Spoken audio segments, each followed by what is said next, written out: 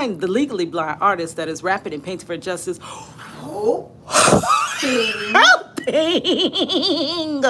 to see justice before all face to blend. Yes, hence your girl Cadillac. Anyways, guys, thank you so much for joining me of the reading of this transcript. Okay, let's get some little lighting. Oh no, it's gonna blind my eyes. Let me sit down, and before I sit down, I'll turn the lights on so y'all can see. Turn the lights on. Okay, so thank you guys for being here with me through the reading of this trial. This trial date that happened in April 10th, 2001. This one day, though it was a stage play to those around us, it didn't make much difference to the judge, to the DA, to the public defenders. It did not make much difference what happened. The jury, it didn't make difference to them what happened in this case. If we reported the facts correctly, or if we embellished a little bit, if we omitted some things, especially to those officers, it did not make a difference. Whether we reported exactly what we seen that night, or whether we just came up with what we thought on sight, it didn't matter to them.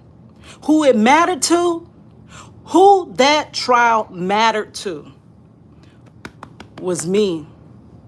That day they took my heart. They took my heart that day. When they found him guilty and that judge hit that desk, 40 years, 40 years, 40 years, 30 years, 40 years, and nobody trembled. Nobody trembled and broke inside but me. But it didn't stop with me. Guess who else it affected? Guess who else? These two right here. Come, money. I want to introduce you to my subscribers. This is me and Marcello's daughter. Say hi to everyone. I know they done seen you a little bit in this channel. Come step forward. That's too close. This is who this wrongful conviction, this 21 years of being wrongfully imprisoned, this is who this affected. She was younger than her. This is our granddaughter. This is Marcello's granddaughter.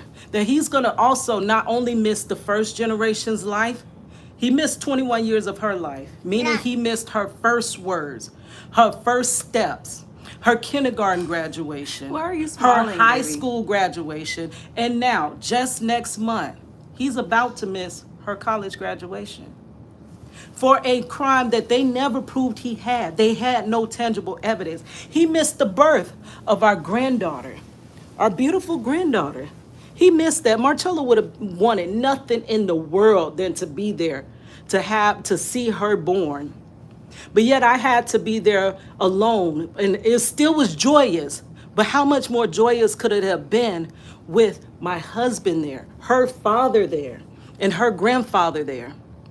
The way that they have this sentence set up, Marchello Jackson will not be free until this young lady right here is 17 years old. This is how old Money was. This is how old her, Money, you're not in the frame. This is how old she was. She was this age when he was taken from her. Money, tell them a little bit about how you felt like growing up and just visiting your dad only in prison. Like, just give them a brief synopsis, because I know at first you didn't know it was prison, but I mean, and relax, because if haters there hating, then later for y'all, this is something that we're trying to put our family back together. Money, give them a little bit about how it made you feel. And you got to step, oh, you want to sit down? Okay, we're going to make you comfortable. Sit down. Come on, sit down, baby. Tell the little peoples how you felt. Tell the folks. Come on, mama, don't be scared. Okay, we're going to zoom in a little bit so we can get, ooh, Prenny, that was right. Ooh, baby, that was in my face, girl.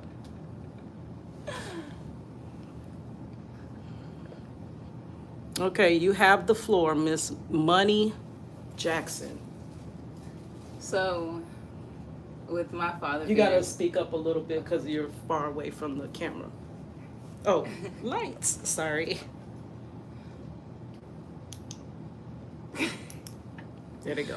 So with my father being in prison, I just felt like I just felt out like an outcast because all my friends had their dad, whether it was their real dad or their stepdad, they had some father figure in the household, and I just felt like, especially when they had the daddy daughter dances, I was never able to participate.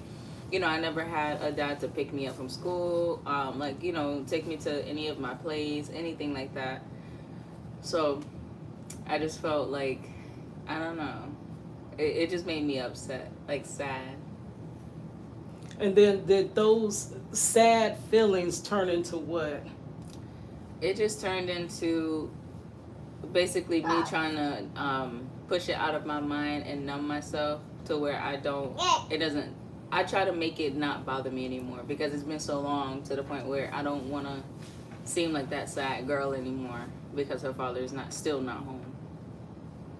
And what about, how did you feel when you would visit your father in prisons?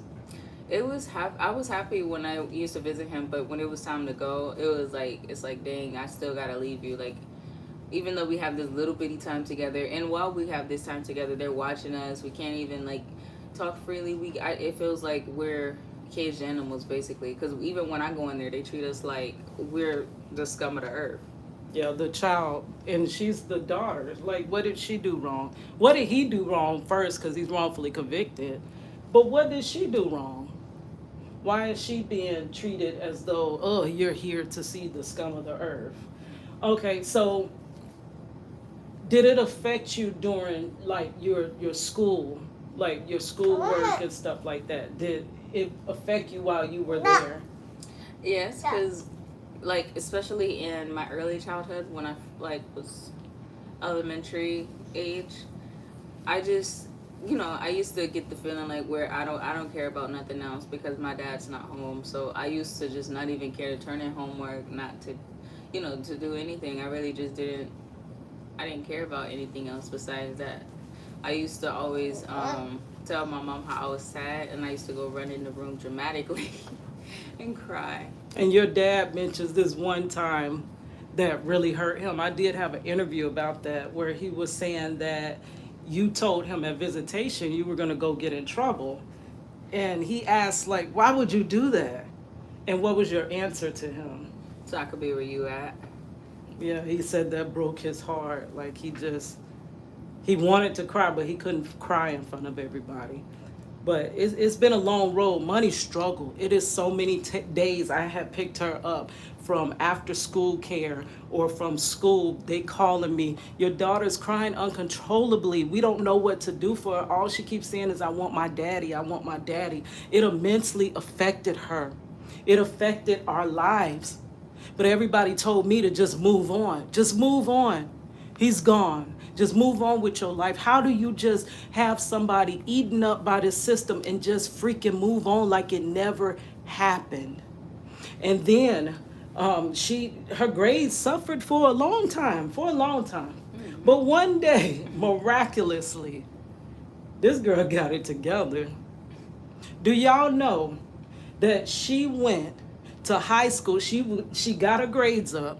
She was able to get into the tech school. She was a dual enrollment tech school and high school student. And what were you on during high school and tech school? What were you on? The honor roll, and I had all AP And the classes. honor society. Mm-hmm. The National Honor Society in her tech school and the National Honor Society in her high school. This girl went on to get a full ride scholarship, correct? Mm-hmm. And once you joined college with me, we were college buddies. This girl used to harass me. Where we going for lunch today, Mom? I'm like, well, why I always got us? She never had us, girl. But we were in class together. And what were you on in college? The same thing, honor roll. Yep, the National Honor Society in college. And she volunteered. What was the group you was part of? I was a part of SGA, which is the government association at the school. Okay. Where they planned events and stuff like that. And 2 years later, now this girl has been through a lot too. See, our family is resilient. We bounce back. You throw us some stuff, we bounce back. Just tell them a little bit about the struggle you've been through in your last year of trying to finish college with having your baby. You don't have to get deep and personal, but Okay. just a little synopsis of how hard that was. But you graduated, so you made it. Well, oh my God. College is like in my last years of trying to finish. Okay, so what really happened? The first thing that happened was COVID. So in the middle of me taking my science classes, because I was a forensic major, so I had to take a lot of science classes. I was in biology. So Hold on, let me give it to you because you're trying to get in the middle of biology, COVID happened. And so I went from going to school in person to going online. Mind you, my class was 6 in the morning to 8 in the morning. So being online instead of being in person, I got really sleepy. I was falling It's asleep harder during class. because we were thrusted. I was too trying to graduate that year, and the college we went to did not have a lot of online classes. Correct? Yeah. They have mostly in class, and the structure didn't make sense when they threw it from an in class. And they gave us more work, didn't they? They just kept us busy the whole time that we think the world's crashing and burning. We doing homework. Yeah. So I went from having an A in that class to a C because I kept falling asleep, and then the exams I never really I didn't understand the lesson because I was No falling teacher asleep. there. And then it's like since then every semester it's always something to happen. Like one semester there was a situation where I basically got into an accident right before my finals in order to A have major her car accident. with the semi truck. So Yes, an 18-wheeler hit her car, totaled her car. She had no car. Now this girl is stuck with an inflated vehicle bill. She's trying to pay that car insurance. When she walked away from that accident, they gave no money, which means she got no care. And now she's suffering after this accident. and what's crazy is they said that they paid my bill in order for me to have the baby. They did not. My insurance paid it. So it's like they told me they paid for it in order for me to not get care, and they just didn't give me the money. This is almost a year later. This girl has not gotten any chiropractic, any therapeutic care from walking away from a accident with a semi truck While pregnant. while pregnant, which caused this one for her to go into labor. She went into distress. The baby went And into distress. my blood pressure was so high. It was like really. It was. I don't remember the exact number, but they said it was really, really high to the point where if I didn't have her, it could have been serious. So all of this she has withstand, and here she is, beautiful bouncing baby, and graduating college. We never thought it would take Marchello from the time he was that age of our grandmother, she was that age, to the time of her now sitting there with a college graduation gown. I never thought it could take that long to break a wrongful conviction story. That is just ridiculous. And that is, we are the victims of this broken, what do you call it, system. It's broken. Y'all heard those reports. I read them straight to you. You heard that Marchello was not the driver in this instance. You heard that all four of them were there. And there's no telling what any of them were doing. There was no proof of what any one of them were doing. You had 3 police officers come to the scene. You had two of the 4 first suspects automatically turn into victims when a Caucasian officer comes up and analyzes the scene. Now you know that they say the driver and the passenger, who were cousins, Marchello and his cousin. You hear them all through this trial refer to them as 2 black men. So in this trial, it is 2 black men against 2 white men. Is that not the trial? Mm-hmm. That is how they're setting this trial up. But I showed you yesterday how that driver, you cannot mistake him for a black male, though he is a black male.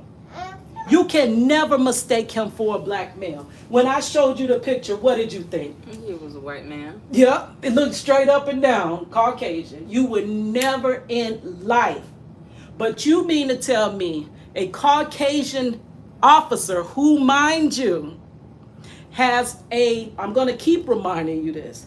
That guy that wrote up that affidavit on Marchello in another case is accused. He alleged that a guy carjacked a woman, took a car, robbed a store, same old charges. He write up the same old stuff. And then they caught him. They powed him down, and he was on the ground once. One shot, he was on the ground. He and 4 other officers continued to fire 49 more times. And rather than arresting that suspect, his mother had to bury the suspect. So we're grateful that we didn't bury Marchello, because that could have been what happened that night. We're grateful that we are just going to, but he's still in a grave. He's still in a grave.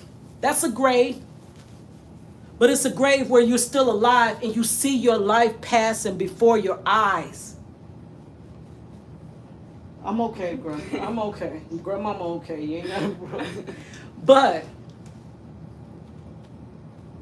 the officer, the same officer, and when they asked him, they asked 5 officers all together, including him, why, if he was on the ground, what justifies you firing 49 more times? And when they spoke, they all had different accounts of why they did it. The lawyer that came against them to sue for the family said that their accounts were quite disharmonious and it wasn't acceptable. That's the same officer. Do you think a zebra changes their stripes too much? What's to say he lied in Marchello's case? So possibly had we got that one rogue officer back then, other guy might not be gone. How many other people, how many other black men did come in contact with this officer that are in prison or in graves? How do we know? And people just blindly say, well, he's incarcerated. He had to have done it. Our system is broken.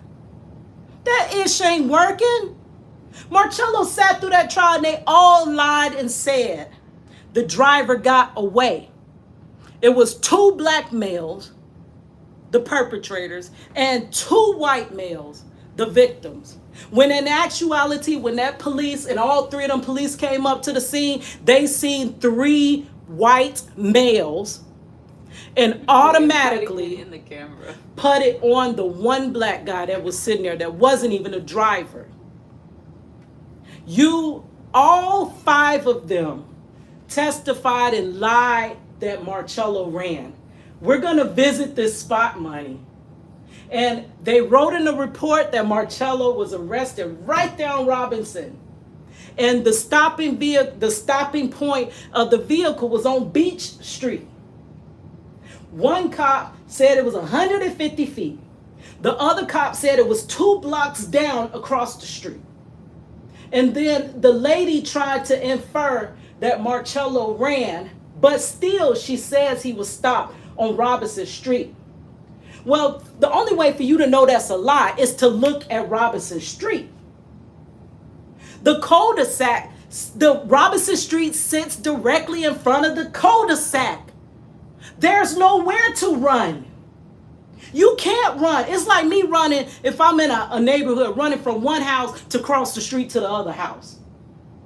If you say I got a weapon and I was right here and I ran from this car to cross the street to the other house, You can't find this weapon, and you got a perimeter. You got dogs out there. You got 2 police chasing. You can't find that weapon? Where that weapon at? How does the weapon leave the scene? It doesn't. Unless the weapon is tied to that missing driver. That who left that scene? They lied and said Marchello left, but I can prove to you he didn't leave. It's too close. So where did the weapon go? If there was a weapon, where did it go? How do you take the accounts of this officer that lies and say, he says in the report, the charging affidavit, we searched for the weapon and it turned up negative.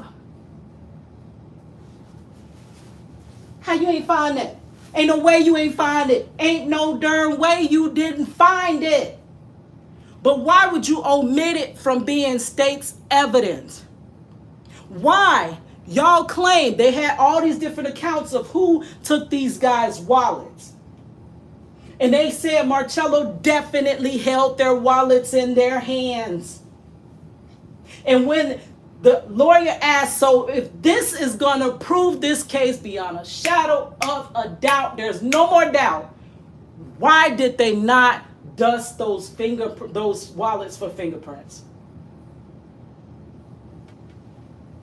You left this case with immense amount of reasonable doubt when you could have proven this case. Marchello did not have the burden of proof in this case.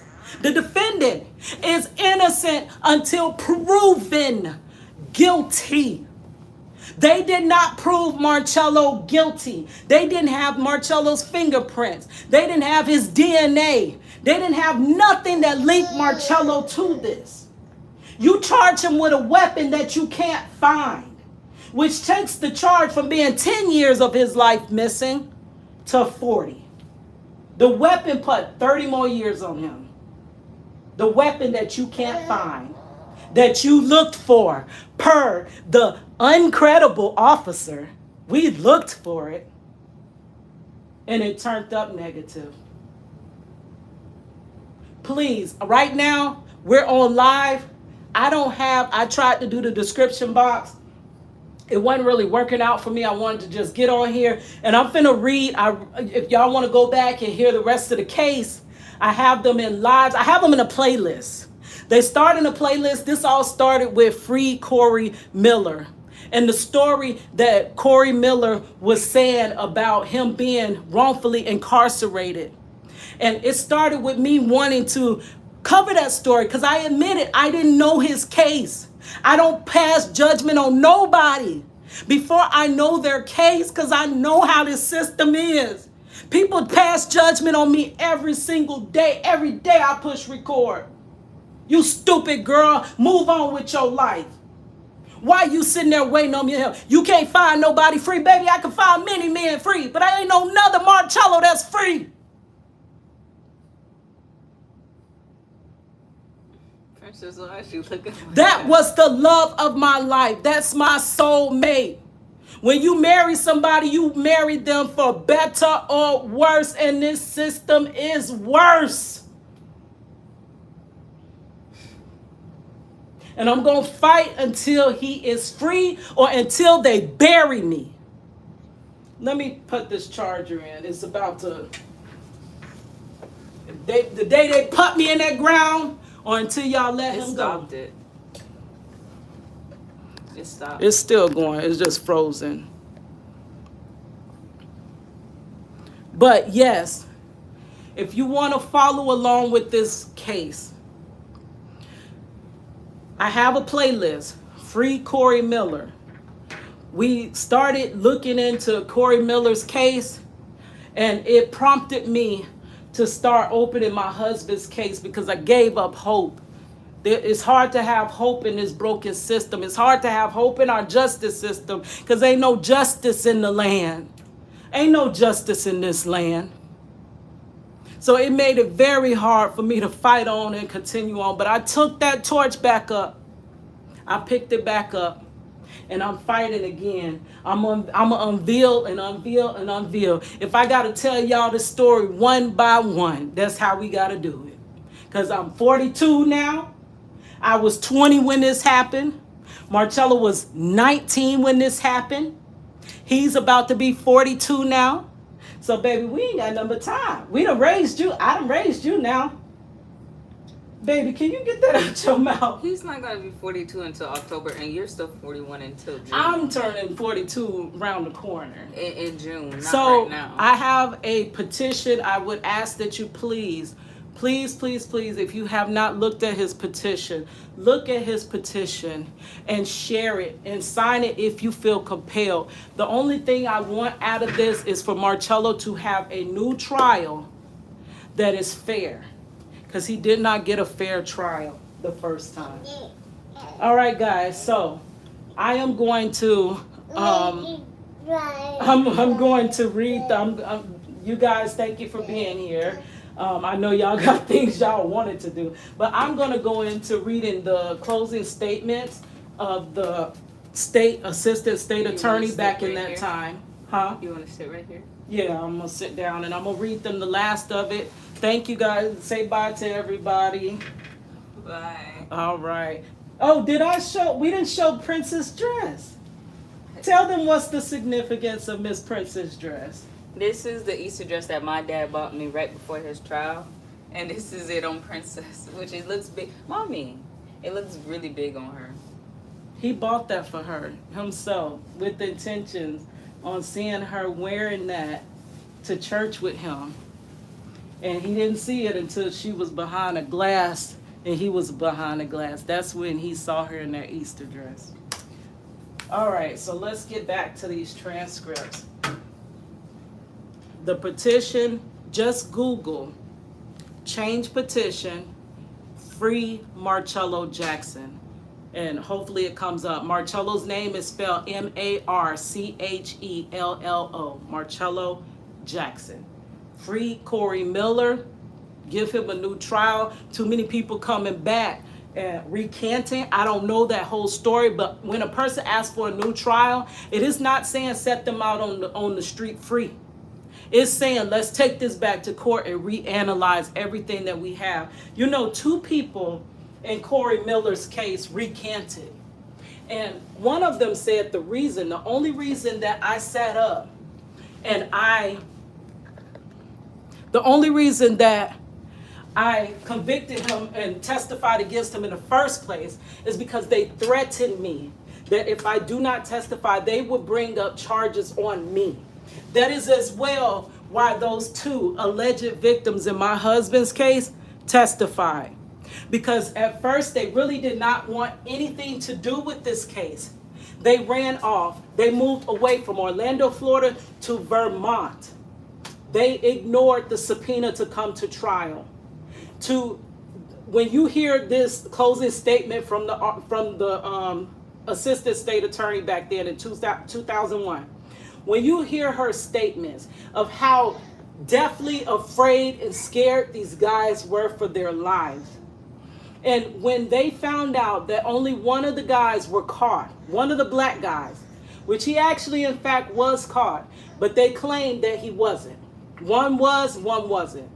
They all lied and said that they never caught that driver. They never found that weapon. That's because that weapon's attached to that driver that you're now deleting from this situation.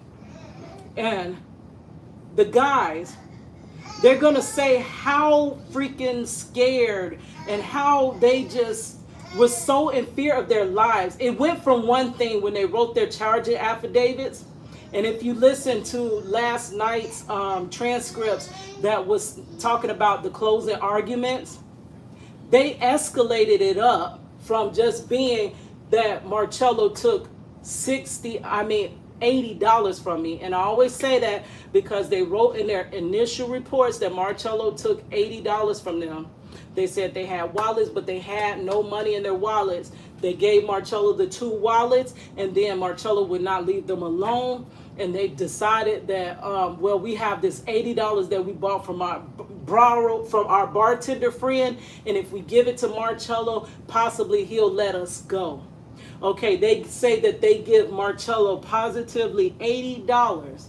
When Marchello is searched right in front of the vehicle, they all lie and say Marchello ran away, and they brought him back to the vehicle. Marchello never left the vehicle. Nobody left that scene but that driver. The driver's the only one that left the scene, and I really don't think the driver left the scene, to be honest. I believe that they took that driver to the side and they talked to that driver, and that driver pressed that all on Marchello, and they deleted him for his confidential information that he gave. So they deleted him and had a whole separate trial with him. And then in this one, because we took out the main component, the driver and the weapon, now we have to figure out how this case makes sense with just Marchello, the passenger, and the 2 alleged victims in the back. Okay, so you're going to see how those alleged victims were so deathly afraid and all of that. They thought they were going to be outed. So it went from being Marchello took $60 from us to Marcello's going to drown us in a lake because he doesn't like derogatory words. They made it a hate crime. They escalated and escalated from the time that this thing happened to the time that it went to trial. They escalated this thing to almost darn near attempted murder. That's what they tried to pin on Marchello. That's what they tried, with no weapon, no fingerprints, no DNA. This was supposed to be tried on the evidence only, or the lack of evidence, which they had 0 evidence. They tampered with evidence. Marchello asked for the surveillance cameras at that club that they allege he was at, that he did this carjacking and all of that, and they lied to him and told him there was no surveillance camera at a club/hotel. Because Marchello said he wanted to prove that he was never at that hotel. And they lied and said there was no surveillance at that establishment. Later, I find an article, the same club/hotel, where somebody was robbed in the same parking lot, and they found the suspect through the surveillance tapes in the parking lot. So you lied then, like you just lied all through this. Then we said, well, Marchello said he was at the 7-Eleven on the block over. Can we get those surveillance tapes? The lawyer tells us we cannot get those surveillance tapes because it costs too much money. So Marchello was left without being able to prove his whereabouts. This is how Marchello ended up in this. And all Marcello's public defender kept trying to do was get him to just take the plea.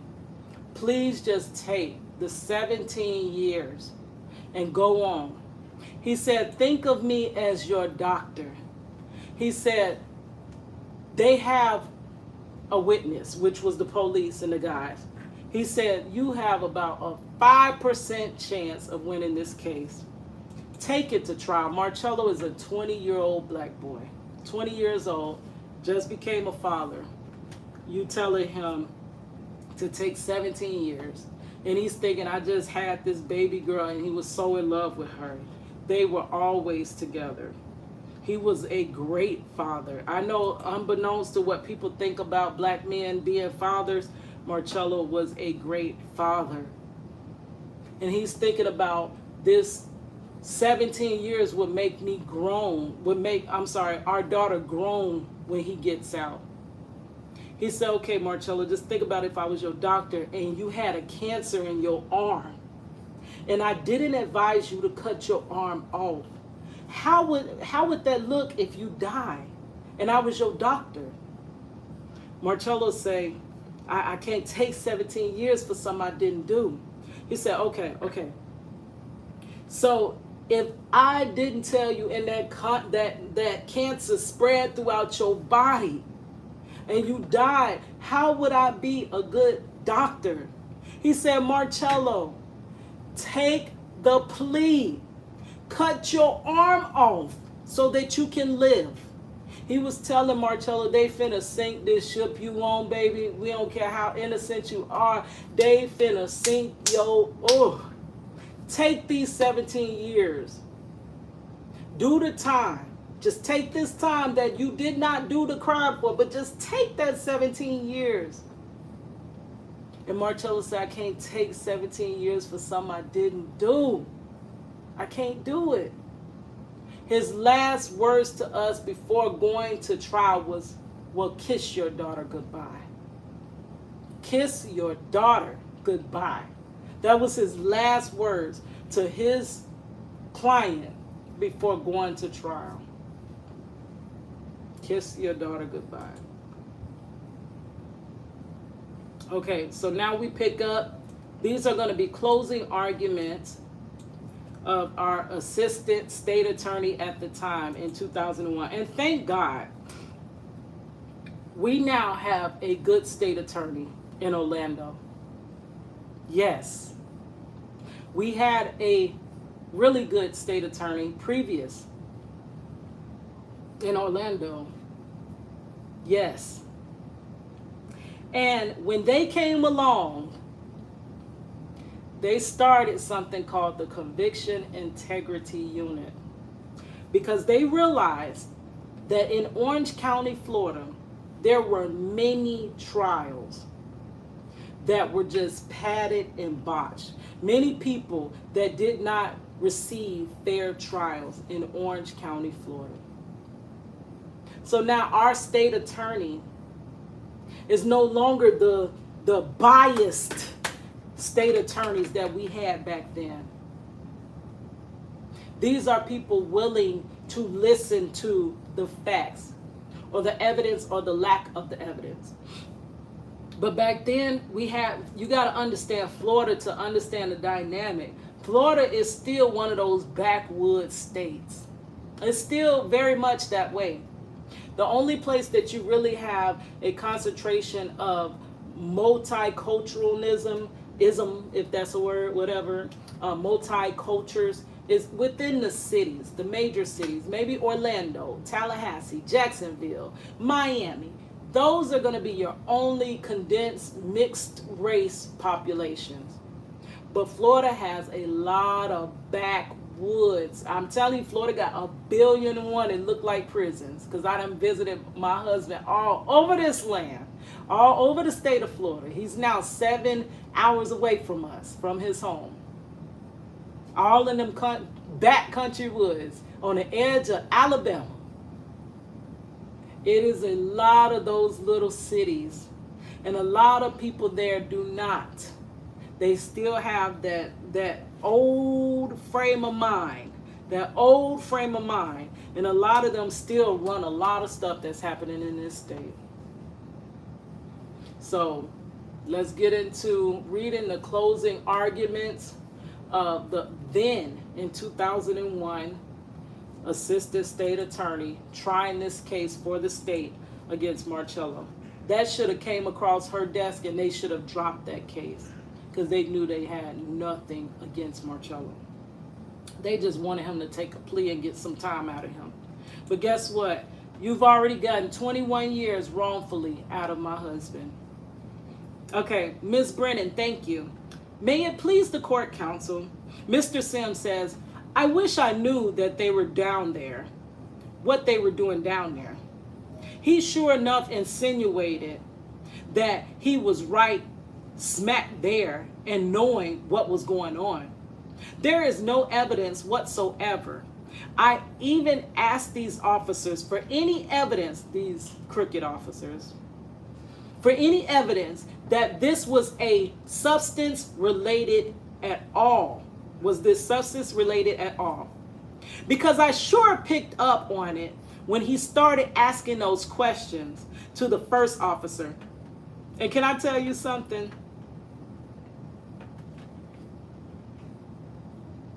At one point, I even had contact with that alleged driver that got away. And that's what he told me. This I never intended for this to happen. This was not what was supposed to happen. I was supposed to serve those guys and take them back to that club. He said, but I had to get out of there. I already had priors. I had to get out of there. But I thought my cousin was going to run too. And my cousin didn't run. So my cousin got caught up. So it in fact was that. But they would never let that be introduced. And all four of them just take substance charges and go head on with your life. Do your time on that substance charge and take your behind home. Not release all three white guys from this case. And then send the one black guy to prison for 40 years when you have no evidence linking him to this. And make it not a substance charge, make it a carjacking. Let's make it a robbery, a carjacking, and a kidnapping. Let's turn it into that, though there is no evidence of that. And then before trial happens, let's escalate this to a hate crime. It in fact was a substance deal that the cousin was taking those guys to go get right in that hood, and he was going to drop them back up. But for Marchello walking from the stove, he picked his damn cousin up. His cousin accepted a ride from him. And as soon as he gets in the car, the cousin runs the stop sign on accident because he stopped right close to the stop sign. The police patrolling constantly that heavily substance infested area. Heavily. They're always patrolling. Sees this cousin roll the stop sign and proceeds to try to pull it over. Rather than the cousin pull it over, the cousin floors it and goes up and around the block back and lands the car in a dead end, throws the doors open, jumps out the car and runs. And they claim was never caught again. Okay, testified that this is a high substance. That, this, that, and the other. God forbid that the club be in a bad area of town so that the word says homosexuals have to go there. The spotlight has been totally turned that Mr. Wintle and Nevins that are the bad guys here and not the men that has carjacked them, kidnapped them, and robbed them at G Point, which could have been proven or disproven had you not tampered with the surveillance. You could have proved that. But now we have all this reasonable doubt. Listen closely to the elements of the crime that have been charged here. The judge will instruct you on that. That is what has to be proven beyond a reasonable doubt by me. And it has been proven beyond a reasonable doubt. Basically, you either believe Mr. Nevins and Mr. Wintle, the two white guys, or you believe the defendant, the black guy. I mean, you can't believe both. You've got to believe either of them. What did they tell you happened to them? They're at the club. They totally come in here and admit that they are homosexuals. They're at the club. They have been there drinking. One doesn't have a license. He doesn't have a license because he had previous DUIs and stuff. That's why he does not have a license. I researched them too. They claimed they were clean-cut, substance-free guys. There's no way they were there for substances. Baby, look at their records. Look at their records. Mr. Nevins doesn't have a license. So Mr. Wintle's driving his car for him. Mr. Nevins was the first to testify. He told you he gets in the passenger seat in his car. He has Jonathan driving. There's a knock on the window and he sees a GUN come inside the window to Mr. Wintle's head. And then he sees another black male on the other side of the car. He's not a black male. He's another white male. Because now he's booked under another white male. He's booked under nationality male. He's back in. He's been in and out after this. Marchello ain't never got out. But he's booked under white male. But see how they keep referring him to be another black male, but we can't really give no good description of him. He sees another black male outside of the car, and he's told then to get into the back seat of the car, a two-door car, right? Then they had discrepancies on how they got in the back of that two-door car. And he says, he sees the man with the GUN now. It's the defendant. He has dreads at the time. He pulls a GUN. He attempts first to drive the car. He can't drive it because it's a stick shift. So they change seats. The two individuals involved, the defendant, the other man, they are forced at GUN point to get in the back. They are told to give them all their money. They're told to give them their wallets. They're told that they're going to be ill. They're told that they're taken by a lake. And Mr. Sims, well, there's a lake right there. Why aren't they taken to that lake? My God, there's a million lakes here in Florida, just around here. It's not like you can't drive to another more remote desert lake. I don't know. Mr. Sims is like, nope, they were taking that lake. That's right there in the parking lot. They never put that ish in the initial report. If somebody said, I'm going to drown you in a lake, do you not put that in your report when the police comes and saves your lives? They added that after that original statement was made. They added that. They didn't even add it in the statement. They added that in trial. So they were able to throw in being drowned in a lake, but they would not allow the scenario of everybody going to get substances and get right being added. But they allowed that lake situation in there, though it was not in nobody's account. Nobody's account. Okay, taking that lake. My God, there's a million lakes here in Florida, just around here. It's not like you can't drive to another more remote desert lake. I don't know. Mr. Sims is like, nope, they were taken to that lake. That's right. They're at the parking lot. So reasonable doubt, people. Use your common sense here. Use your intelligence. He told you that they were threatened, that he thought that they were going to be ill.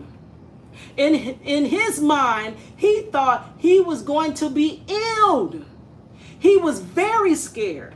The GUM was to him also during this. He gave them the wallets. They both gave them their wallets. They didn't have any money in their wallets. He thought he could appease the man by begging.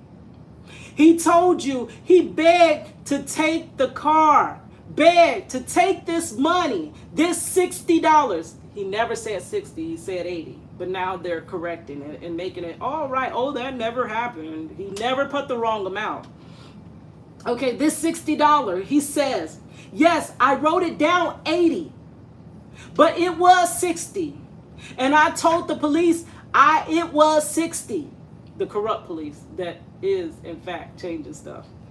Okay, gave him the money, telling them, just let us go. Dang it. Okay. Just let us go. They were very far from the club. They weren't very far from the club. You've heard it. It's like an eighth of a mile by the time they were stopped by the police. And Mr. Nevins, he said it took a couple of minutes to get to the place where they stopped. He thought it was a half mile to a mile away.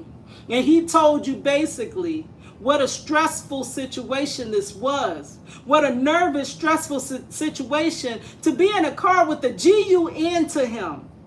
Not knowing what the heck is going on. To be told, you know, the person is telling me how they hate homosexuals. They added that. They added that to make this a hate crime. How they're going to be ill, how they're demanding their property, and how stressful it was. He told you he didn't really know how long things took and where things were, and that he didn't even know really where they were. He knew they weren't far from the club when this all happened. He told you, yup, they ran the stop sign, and that the police stopped them, and that the two men immediately bailed out and started running. Lie. Why do they keep lying and saying Marchello ran? Their own report proves that Marchello didn't run. The stopping point of the vehicle and where Marchello was put under arrest is directly together. It is a dead-end cul-de-sac. It is a railroad in front, a railroad track, and then it is the road, the regular paved road. Marchello was on the railroad track right in front of the cul-de-sac and told by the police that was on the road to walk toward her. He walked toward her and sat on the ground. So why is all this he ran? He ran. Why do they want him to run so much? That is the reasonable doubt. And within that little space, if Marchello in fact had a weapon, where the entire jail is the weapon. It's right, it gotta be right here in the cul-de-sac, on the railroad track, or on the road. There's nowhere else for this weapon to go if it's Marchello's and he held it. There's nowhere for it to go. But you can't find it. Your officer said that the search for it turned up negative. How? Please explain this. How did it turn up negative? The driver left with it. Or else you confiscated it, but you didn't put it into evidence. And you didn't test it for fingerprints. Because you knew the weapon would not turn up Marchello's fingerprints. So we can't put that in the case because that's not going to turn up Marchello's fingerprints. You chose also not to test the wallets because in fact they had their own wallets and Marchello's fingerprints were not on this wallet. If we prove that Marchello's fingerprints are not on this wallet, then we have to let Marchello go. That's why they omitted all that stuff that could have proved everything. They didn't want to prove this case. They just wanted to lock him up and throw him out. Okay, he told you, yup, they ran the stop sign and the police stopped them and that two men immediately bailed out and started running. Let me go back to that. $60 because Mr. Sims think it's, there's something wrong if you get $60 from your friend who's the bartender. Something's wrong. You cannot get money from your friends who are bartenders. Big stink about it. He borrowed $60 from his friend who's a bartender. What? And he's implying, it was money to do something bad because they already drank at the club. I guess they can't do anything else the rest of the night. I guess you don't need any money for Monday. I guess you don't need any money, till you get to the bank or whatnot. Nope. Don't borrow money from your friends. Don't, because you're only doing something bad with it. That's ridiculous. And he told you, I borrowed from the bartender, who was my friend. Why was the bartender never questioned?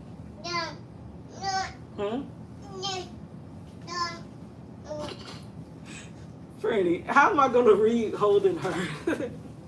Y'all, I think I'm almost done.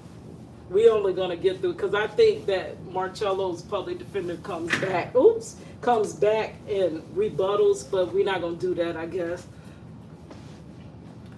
Okay, I guess you don't need any money, till you get to the bank or whatnot. Nope, don't borrow money from your friends. Don't, because you're only doing something bad with it. That's ridiculous. And he told you, I borrowed from the bartender. Prenny, come on, mama.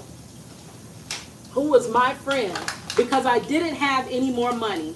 But Mr. Sims wants you to think, oh, that's bad. And that this was a little bit convoluted. But how they went back to the club after to drink. Well, they told you they just been through potentially this very traumatic event, and they went back to drink, and that they wouldn't. Mr. Nevins wouldn't be able to tell his friend that he doesn't have the money.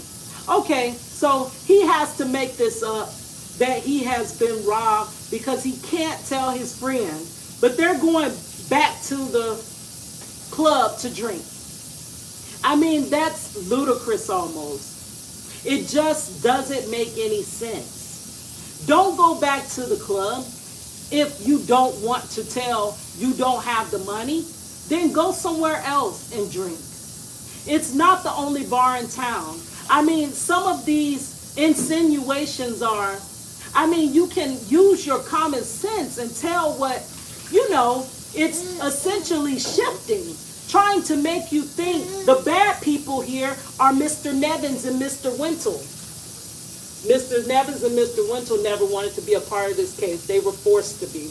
They were forced to testify against Marchello. And that they were not. And they did not, that's why their testimonies did not line up. They did not want nothing to do with it. They weren't. They didn't have a GUN point put in their face. They weren't kidnapped. They weren't robbed. They weren't carjacked. And the kidnapping is they're not allowed out of the car. They're not allowed out of the car. And the property is demanded from them. That is kidnapping. You don't have to be tied up, abducted, taken across state lines or anything. Listen to the instructions that the judge, Cohen, will read to you. Carjacking is taking someone's car by force from them. When you stick a GUN in there and tell them to get in the back seat and drive off, that is carjacking. When you take somebody's wallet, when you take somebody's money at G-point, that's robbery, armed robbery. Now, Mr. Sim also makes a big deal about this smiley face that Mr. Nevins put in his statement. I put them into evidence so you can see. So you can see because there's not. They didn't write down everything in their statements. And they told you that. And they use your common sense here and think about what they have just gone through. They just crawled out the car. But the most important thing you going to remember is these dudes said they finna take me to the lake and drown me. I'm going to remember that. Like, I'm literally going to remember that before being robbed. How am I going to remember? Because robbing me don't mean you outed me. But if you told me, Keto, I'm about to take your Joe ass to a lake and out you, I'm going to remember that ish. And that's going to be the first thing I'm going to put in this police report. I'm not going to add that later and be like, oh yeah, they did say they were going to drown me in a lake.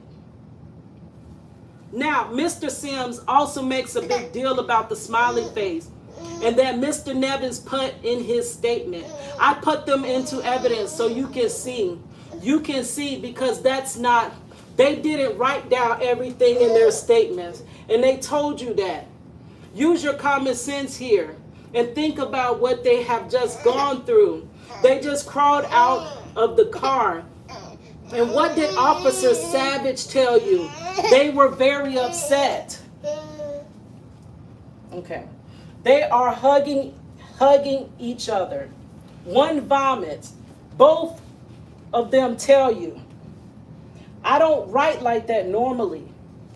One even said, that looks like chicken scratch.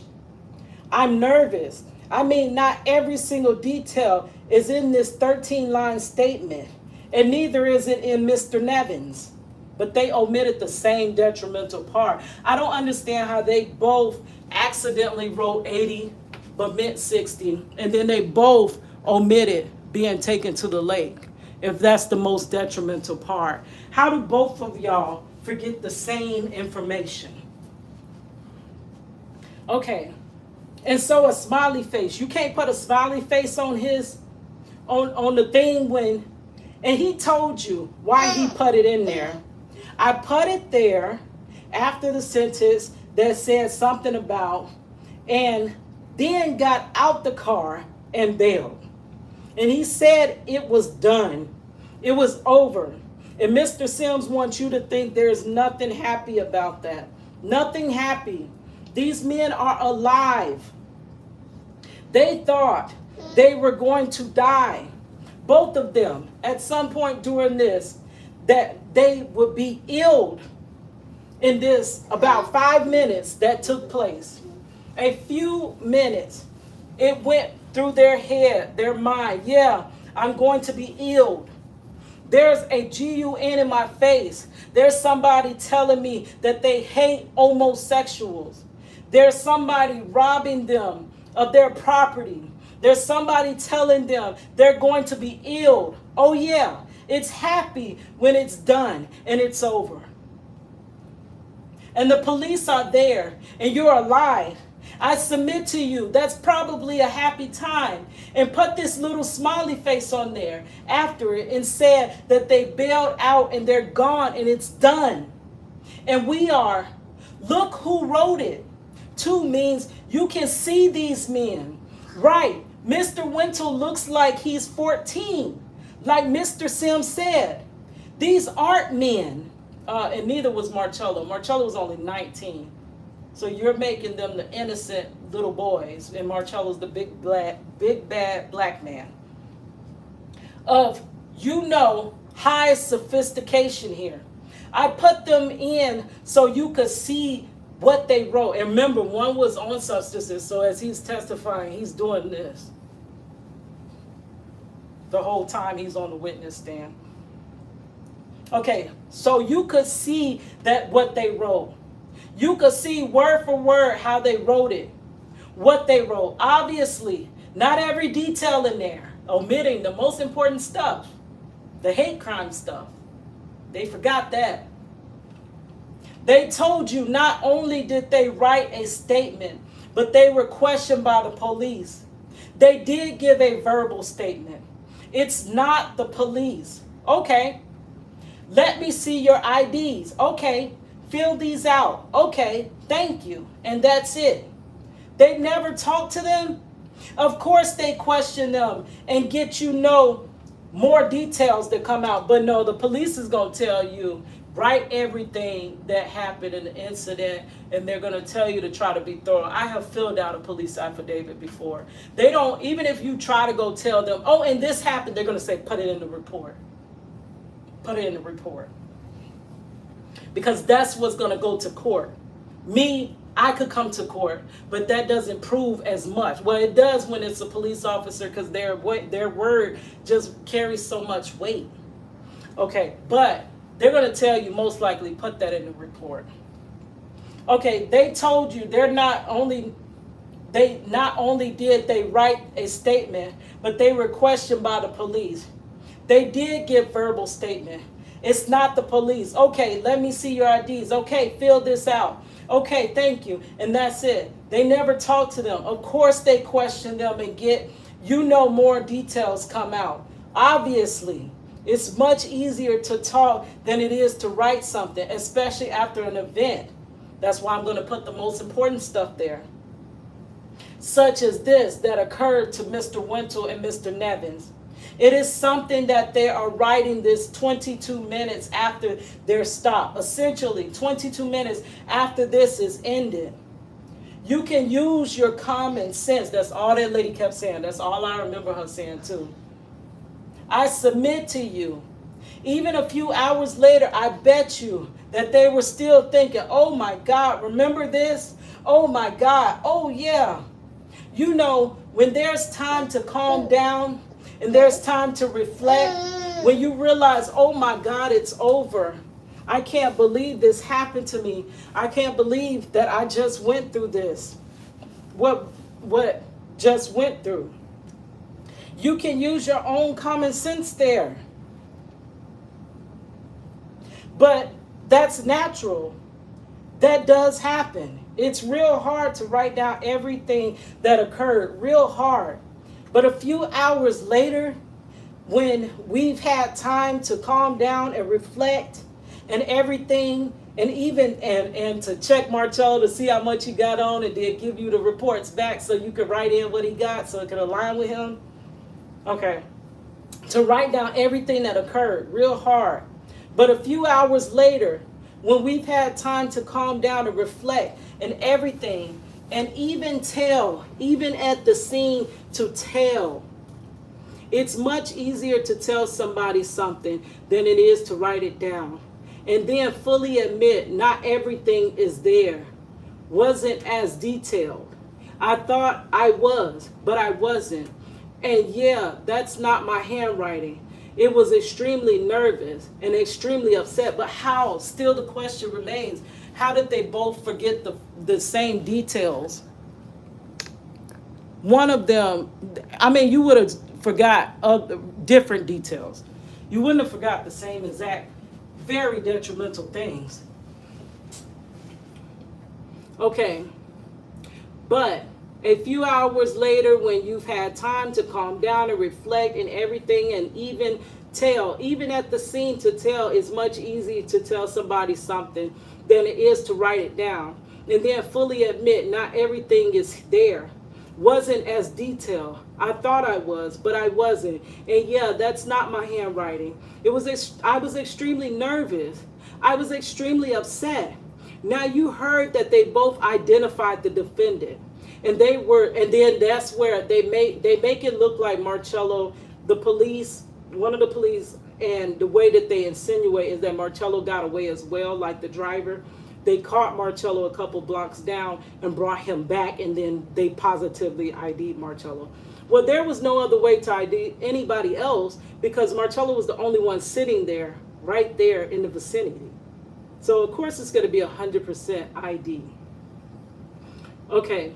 But why are they making you think, and the jury think, and everybody else think that they brought him back and ID'd him that way? See, what are the reasons for these things? What are the reasons for making him run when he didn't run? What are the reasons for what I just mentioned? What are those reasons? If this is all true, why are you don't need to change those issues. We still can come to the same conclusion that these are poor victims. Okay, now you heard that. They both identified the defendant and they were both 100% positive. And Mr. Wrongful essentially told the same version of events. How they're at the club, he's out in the car, there's a knock on the window, he rolls the window down. It actually conflict because if you go back, but you have to go back, one said it happened one way, one said it happened another way. But she's saying now she's closing them back in together. Okay, how they're at the club, he's out in the car, there's a knock on the window, he rolls the window down, and they ask for a cigarette. And the next thing you know, there's a GUN in his face. Tell them to get in the back, telling them pretty much the same thing. He hears the same thing said to Mr. Nevins here. Same thing happened to him. Yet how they can make this all up as though as the police are there, as soon as the police are there, within 22 minutes, they have the same story. Well, they actually ID'd Marchello before writing this. And then once they came back with how much Marchello had on there, that's when that amending came in to the written affidavit to change it from 80 to 60. They're written down and telling the police somehow they could do that. Guess the police are like, okay, you guys get together and do whatever you want, and I'll come back to question you. And no, the police are all over them from the get-go. But somehow, they can immediately come up with this. This. The defense wants you to believe this is all concocted and made up to protect themselves from what they're really doing. It is. But they come up with the same version of events. The same story. No, they come up with conflicting stories, loosely the same, but details don't make sense, and it was way after. So it's not immediately. It's after they've been instructed on what to put there.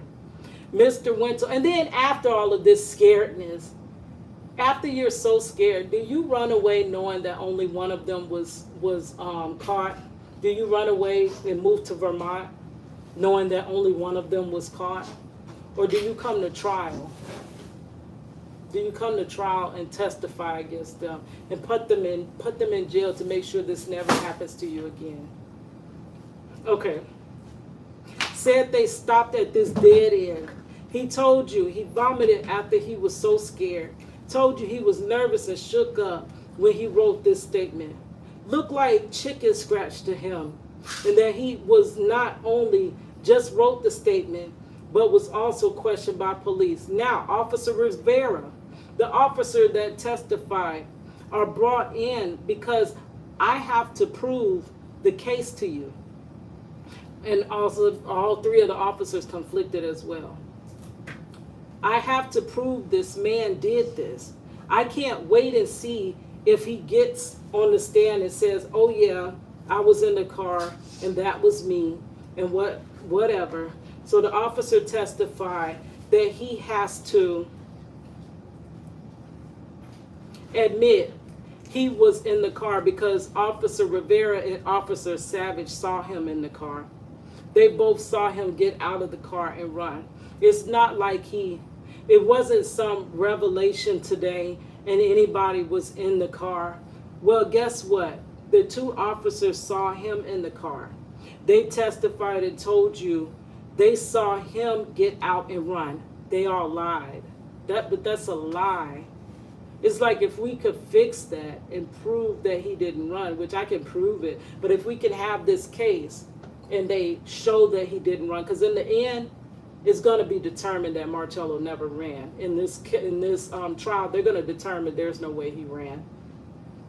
Okay? They testified and told you they saw him get out and run. So he's not some big truth he's telling you. It's not some big truth he's telling you. He had to place himself in the car. He's got to place himself in the car. He's got to have a reason for having the money on him. And what else was found on the other three suspects? Like, they don't say anything. They just say 60 was found on Marchello. And then amended it from the 80 to 60, and now it aligns. But what was found on your other four suspects? Because it was four suspects. He's got to have a reason for having money on him. He's got to have, running everything. But he also had a job and just got paid. Officer Rivera told you it was about 11:55. There's no other cars around. That was a lie, lie, lie, lie, lie. It was a big club night and everybody was there to get right. Yeah, everybody that night.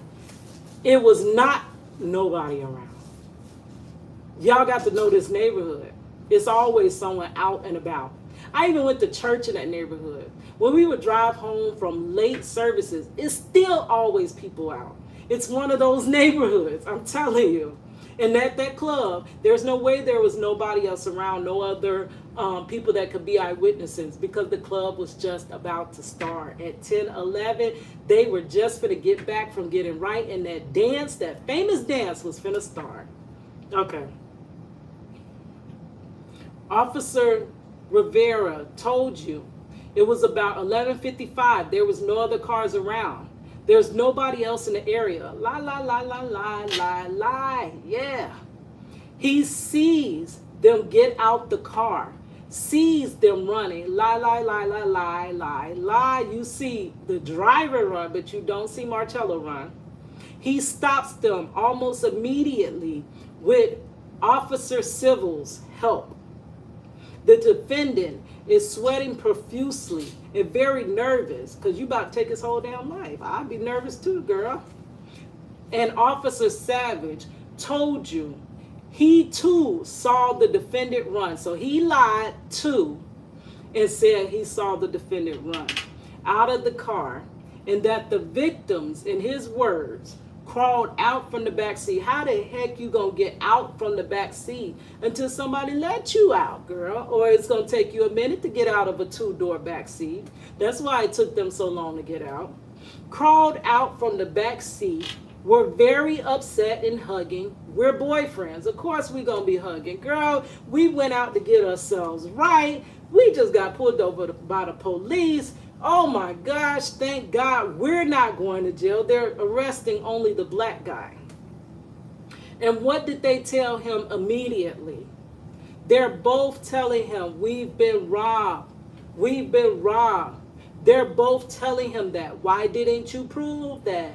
Why didn't you prove that? Why didn't you test the wallets? I guess they have. You know, what do you call it? Telekinesis, telepathy, or whatsoever they can come up with the same thing and tell the officers immediately.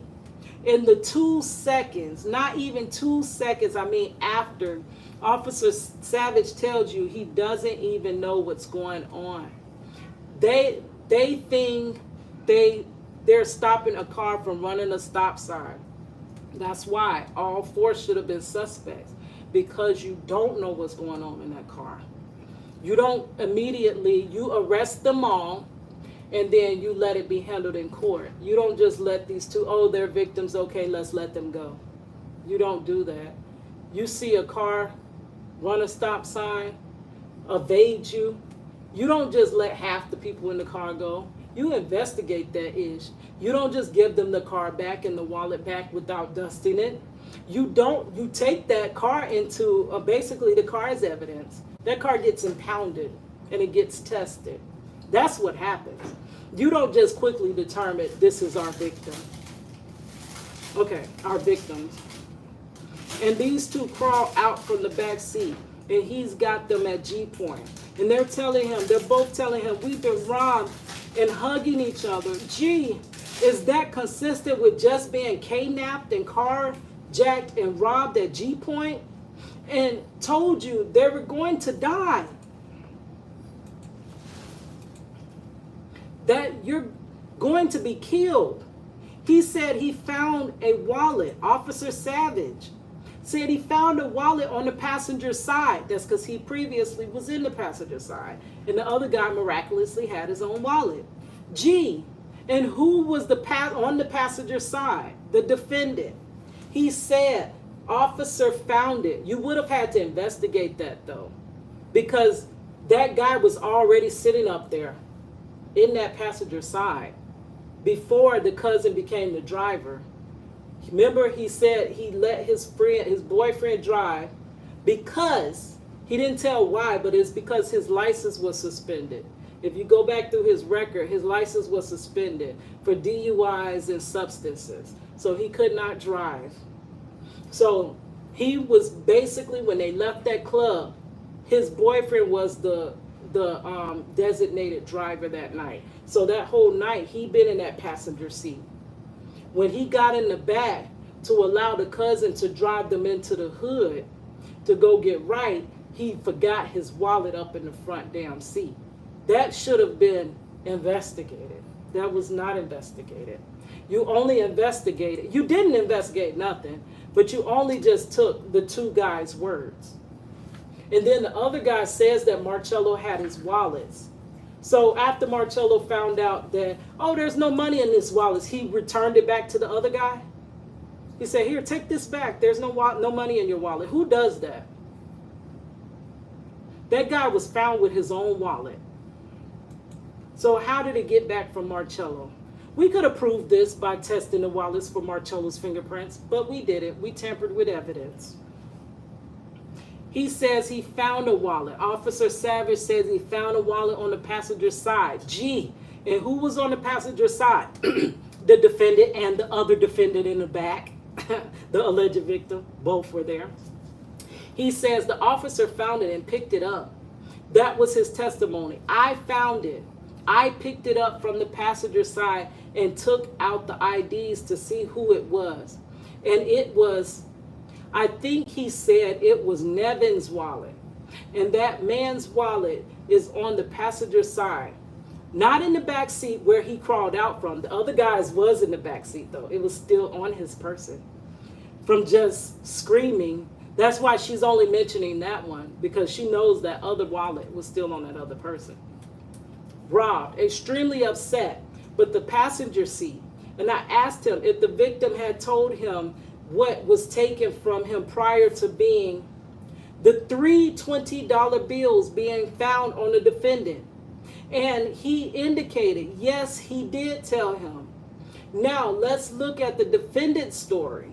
Just popping into the 7-Eleven with your $5 to get your Pepsi, but you have $3.20 still, and you're just picked up by your cousin. There's no conversation whatsoever. There can't be conversation because it's too small. Before Marchello could have put on a seatbelt, the darn cop, the car already rolled the stop sign. So what conversation we have it in nanoseconds? But there is no conversation whatsoever at all. None, zero. Just, you want to ride? Sure. Get in. Nothing. It's like some comedy show or something. I know to them it's a comedy show, but this was our lives. You don't think, hey, to the guys in the back and say, hey, what's up with them?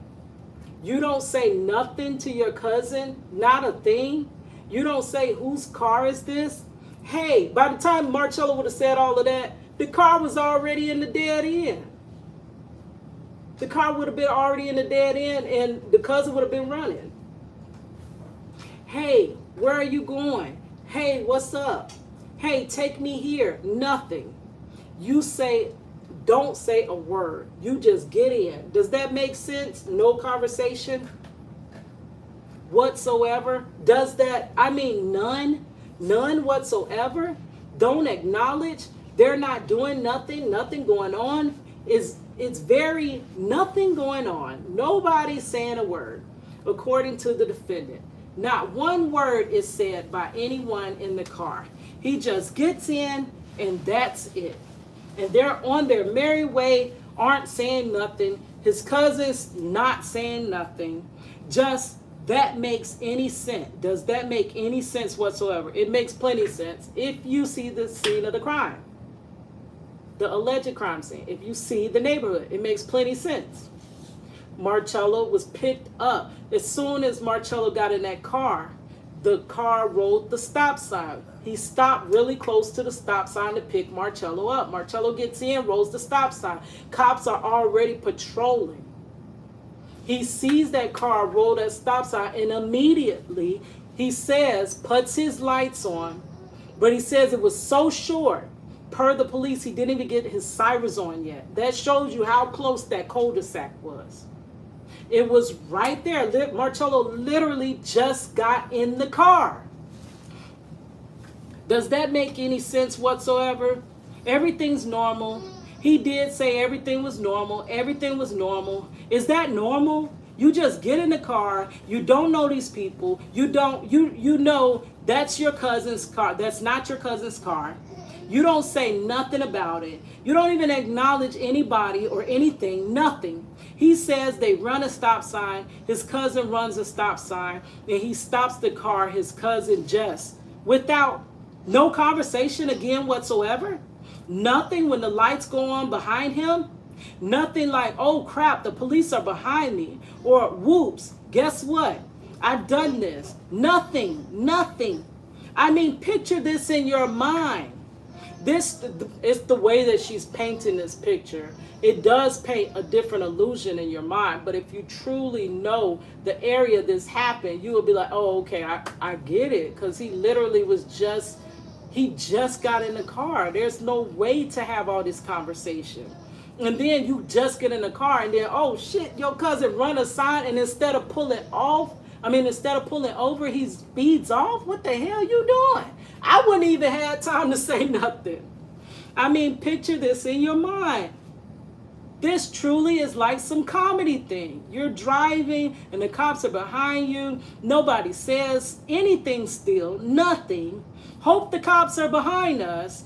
hey, the cops are behind us, or oh crap, the cops are behind us, or shit, the cops are behind us, or anything. Not a stinking word is said. Just keep driving. Nothing. You don't even say, hey, you gonna pull over? Hey, would you pull over? What are you doing? What's going on? Nothing. Nobody says a word.